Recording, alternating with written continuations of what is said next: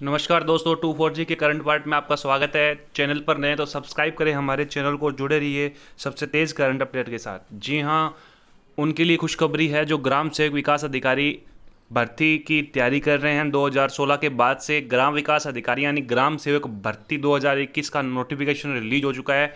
ग्राम विकास अधिकारी के नाम से ये नोटिफिकेशन रिलीज हुआ है। अब तक टोटल 3222 जो पद है उनका नोटिफिकेशन आउट हुआ है। गैर अनुसूचित क्षेत्र में अनुसूचित क्षेत्र के अंदर 674 और कुल मिला के पद है 3896, यानी कि ग्राम विकास अधिकारी ग्राम सेवक भर्ती जो है उसका टोटल जो पोस्ट हैं, टोटल कुल पद है 3896 पद है। हम कह सकते हैं कि ग्राम सेवक भर्ती 3896 पदों पर जारी हुई है। इसके बाद में हम बात करेंगे इस वीडियो में टोटल योग्यता के बारे में, कौन फॉर्म भर सकता है, कौन नहीं भर सकता है, कौन एग्जाम दे सकता है, कितने इसमें एग्जाम होंगे, हम बात करेंगे सभी की। बने रहिए हमारे साथ इस वीडियो में। चैनल पर नए हैं तो सब्सक्राइब जरूर कर दीजिए वीडियो को, चैनल को। अगर हम बात करें इसमें जिलों का आवंटन कैसे होगा, तो जिलों का जो आवंटन है वो मेरिट के हिसाब से होगा। इसमें लिखा हुआ है कि अभ्यर्थियों के अंतिम चयन के बाद पद स्थापन के लिए जिला आवंटन उनकी वरीयता व उनके द्वारा ऑनलाइन आवेदन में भरे गए जिलों के प्राथमिकता क्रम के आधार पर किया जाएगा। जैसा आज तक होता रहा है, मेरिट के अनुसार ऑनलाइन आवेदन में आपसे जिलों की प्राथमिकता मांगी जाएगी। आप उनका क्रम भरेंगे और उन क्रमों के हिसाब से ही आपको ये जो जिले हैं वो मिलेंगे चयन होने के बाद में। ये बात थी चयन होने के बाद में। अब चयन होने से पहले हम बात करेंगे आवेदन प्रक्रिया की। जो आवेदन प्रक्रिया है वो ऑनलाइन एप्लीकेशन फॉर्म में लिए जाएंगे और आपको ई मित्रा के माध्यम से, जन सुविधा केंद्र के माध्यम से ये फॉर्म भरना है। खुद भी आप अपना फॉर्म भर सकते हैं। आपके पास अगर एसएसओ आईडी है, एसएसओ आईडी पासवर्ड है, तो आप एसएसओ आईडी पासवर्ड के माध्यम से ई मित्रा में जाके अपना आवेदन ऑनलाइन कर सकते हैं। www.rsmssb.rajasthan.government.in पर जाकर आप रिक्वायरमेंट पर क्लिक करेंगे तो अप्लाई ऑनलाइन का ऑप्शन आएगा, तो उस पर क्लिक करने के बाद लॉगिन पेज खुलेगा। तो उस लॉगिन पेज से आप पासवर्ड लॉगिन करके आप आवेदन कर सकते हैं। ई मित्रा वाले कर सकते हैं। इसके लिए अलग से शुल्क निर्धारित है, उनकी भी हम बात करेंगे, कितना इसमें चार्ज लगेगा, कितना नहीं लगेगा। और एसएसओ के लिए आपको वेबसाइट डालनी होगी www.sso.rajasthan.government.in। आपके पास अगर आपने फॉर्म पहले से फिल किया है कोई कंपटीशन का, तो आपके पास एसएसओ आईडी और पासवर्ड होगा। अगर आप पहली बार आवेदन करने जा रहे हैं तो आपको नई एसएसओ आईडी और पासवर्ड जनरेट करना पड़ेगा। ये सब काम ई मित्रा वाले अपने आप कर देंगे। इसके बाद में हम बात करते हैं जो परीक्षा शुल्क है उसके बारे में। तो परीक्षा शुल्क कितना लगेगा इसके बारे में हम बात करें तो सामान्य वर्ग के लिए, श्रेणी के अन्य पिछड़ा वर्ग, अति पिछड़ा वर्ग के आवेदन हेतु 450 रुपये शुल्क निर्धारित है। सामान्य वर्ग यानी कि जनरल वाले और अन्य पिछड़ा वर्ग यानी कि ओबीसी, जो क्रीमिलियर श्रेणी के ओबीसी है, अति पिछड़ा वर्ग है, उनके आवेदक हेतु 450 रुपये है। इसके बाद में हम बात करें राजस्थान के नॉन क्रीमिलियर श्रेणी के पिछड़ा वर्ग, अति पिछड़ा वर्ग यानी कि बड़ी बात करें तो जनरल के लिए 450 रुपये है, ओबीसी के लिए 350 है और SC ST वालों के लिए 250 रुपये शुल्क निर्धारित किया गया है। तो 450 रुपये जनरल का हो गया, 350 रुपये ओबीसी का और 250 रुपये SC ST वालों के लिए हमारे पास है। प्रवेश पत्र की बात करें तो प्रवेश पत्र एग्ज़ाम से एक हफ्ते पहले नॉर्मली जारी होता है। आपकी ईमेल आईडी पे आ जाएगा या मोबाइल नंबर पे सूचना भेज दी जाएगी। इसके बाद में हम बात करते हैं जो पद है वो सामान्य के, पिछड़ा वर्ग के, अति पिछड़ा वर्ग के, अनुसूचित जाति जनजाति, शहरी या आर्थिक पिछड़ा वर्ग, सभी के अलग अलग पद इसके अंदर इनका वर्गीकरण किया गया है। इसके अंदर गैर अनुसूचित क्षेत्र और अनुसूचित क्षेत्र यानी कि टीएसपी और नॉन टीएसपी के जो भी पद है उनका निर्धारण किया गया है। इसके बाद में हम बात करेंगे, इसकी पीडीएफ आप RSMSSB की साइट पे जाके डाउनलोड कर सकते हैं। इसके बाद में हम बात करते हैं कि इसमें कौन फॉर्म भर सकता है। इसमें योग्यता की बात करें, ये योग्यता, पात्रता एवं शैक्षणिक योग्यता। तो योग्यता की बात करें तो स्नातक या सरकार द्वारा उसके समतुल्य घोषित अर्हता।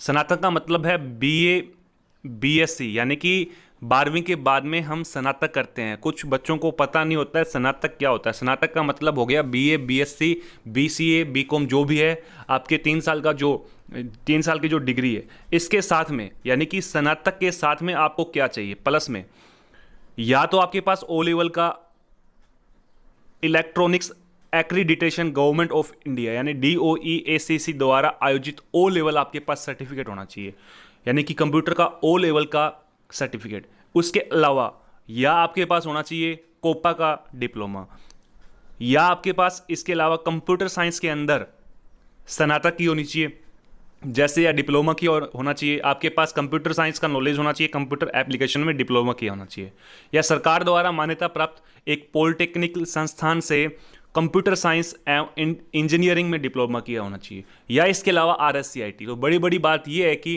कंप्यूटर के अंदर ज्ञान मांगा गया है, डिप्लोमा मांगा गया है, स्नातक उसके साथ में RSCIT या कोपा, इसके अलावा और भी O लेवल के इसके अंदर बताया है, कंप्यूटर साइंस कंप्यूटर एप्लीकेशन में डिप्लोमा है, ये सब इसके अंदर होना चाहिए। तो पात्रता और शैक्षणिक योग्यता के बारे में हमने बात की है, ये हमारे पास होना चाहिए। अब देखिए स्नातक की डिग्री, इसके बारे में भी इसमें बता दिया गया है कि जो स्नातक की डिग्री है, नोट लगा के लिखा हुआ है,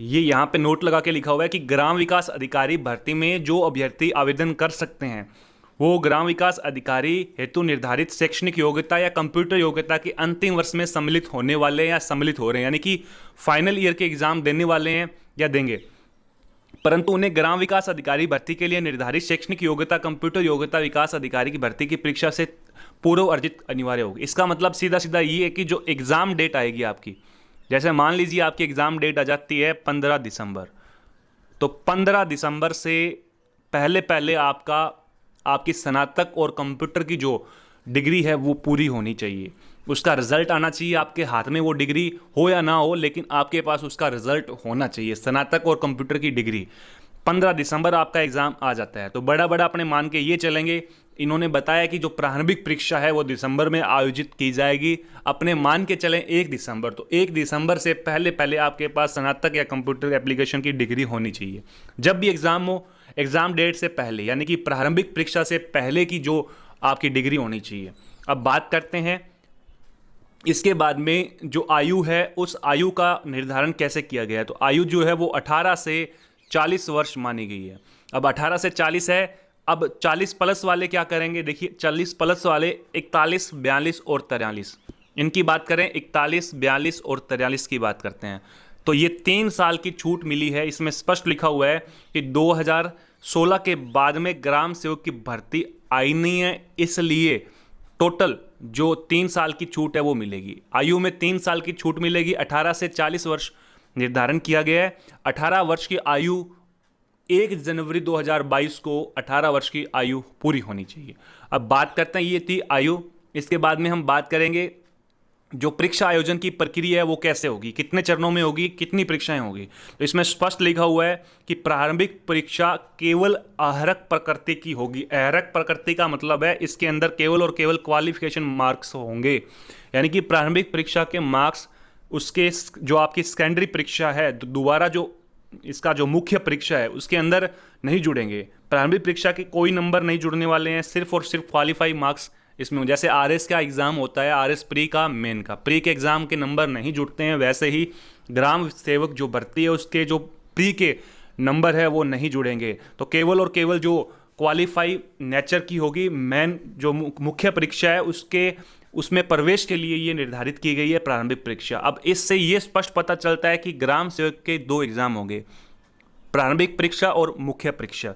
तो प्रारंभिक परीक्षा क्वालिफाई नेचर की होगी और मुख्य परीक्षा में प्रवेश उसी को दिया जाएगा जो प्रारंभिक परीक्षा को पास करेगा, प्री एग्जाम को पास करेगा। अब प्री एग्जाम में जो बैठने वाले बच्चे हैं उनकी संख्या होगी 15 गुना। किसकी? प्री एग्जाम में जो बच्चे आएंगे, पास होने वाले बच्चे हैं, वो टोटल जो सीटें हैं हमारे पास 3896, उसका 15 गुना जो बच्चे हैं वो ही प्रवेश परीक्षा में, इस प्रारंभिक परीक्षा में पास होंगे और यहाँ से कहाँ जाएंगे, मुख्य परीक्षा में जाएंगे। तो प्रवेश जो प्रारंभिक परीक्षा है उसका आयोजन वो बता रहे हैं दिसंबर 2021 में हो जाएगा, संभवतः, संभावना बता रहे हैं, पूरा श्योर नहीं है।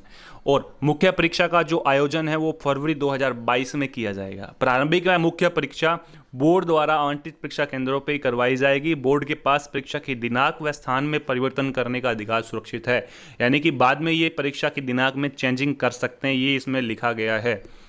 बड़ी बड़ी इसमें बातें मैंने आपको बता दी दोस्तों। इसके अलावा और क्या है अपने देख लेते हैं। संशोधन की प्रक्रिया है वो आप कर सकते हैं, हर एग्जाम में होती है संशोधन की प्रक्रिया। इसके अलावा परीक्षा का पाठ्यक्रम, परीक्षा की स्कीम जो है वो आप डाउनलोड कर सकते हैं। मैंने आपको बता दिया rsmssb.rajasthan.government.in पे। इसके अलावा जो भी आपको न्यूज़ चाहिए करंट अपडेट की, सबसे पहले करंट जीके का जो टेलीग्राम का ग्रुप है वो हमारे पास 2-4G स्टडी के नाम से है। इसकी लिंक मैंने नीचे डिस्क्रिप्शन में दी गई है। डिस्क्रिप्शन में जाकर टेलीग्राम ग्रुप को आप ज्वाइन कर सकते हैं। अगर चैनल पर नए हैं तो सब्सक्राइब करें हमारे चैनल को। ग्राम सेवक भर्ती की न्यूज़ मैंने आपको दी है। इसके अलावा सिलेबस जो है पूरा पाठ्यक्रम है उसके बारे में हम चर्चा करेंगे अगली वीडियो में। बने रहिए हमारे साथ 2-4G स्टडी में।